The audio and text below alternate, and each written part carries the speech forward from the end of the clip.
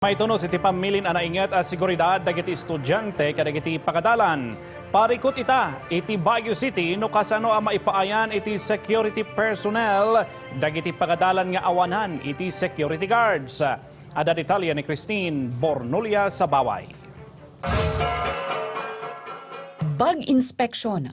Dayta ti maysa nga addang dagiti pagadalan iti syudad ti Baguio tapno maipasigurado ti seguridad dagiti estudyante ken manursuro iti uneg ti pagadalan. Daytoy awagas ket maitunos iti pamilin ti Department of Education.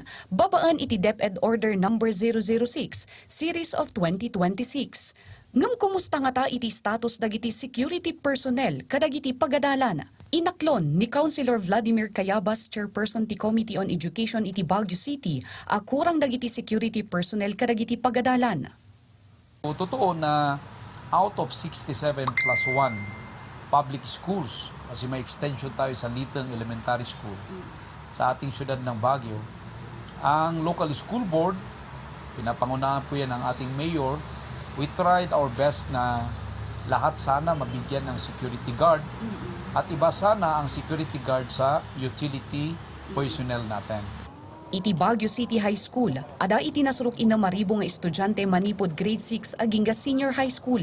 Adaan dagitoy iti siya security personnel. Malaksid ka dagiti non-teaching personnel ken dagiti pulis at tumultulong para iti seguridad dagiti estudyante. Ngam agkurang lataga po iti kaado ti populasyon dagiti learner. Nangruna no mailukat ti upat agay ti pagadalan.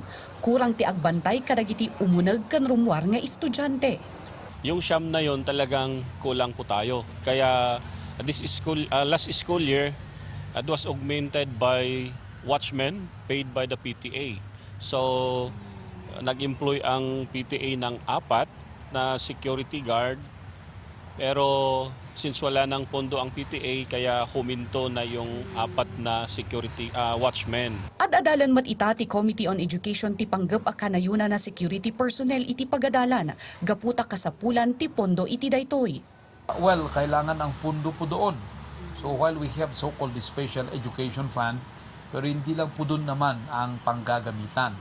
Kaya initially ay nag-hire ang DepEd ng mga watchmen, pero hindi po sa lahat ng 67 plus 1 public schools. Kaya dito na rin po pumapasok ang mga stakeholders, kagaya po ng mga SPTA, na kung saan may mga volunteer na tumutulong. Mangipatong palma ti Baguio City High School iti dua adaras a bag inspection. Christine Bornola sa Baway para iti Pagilian.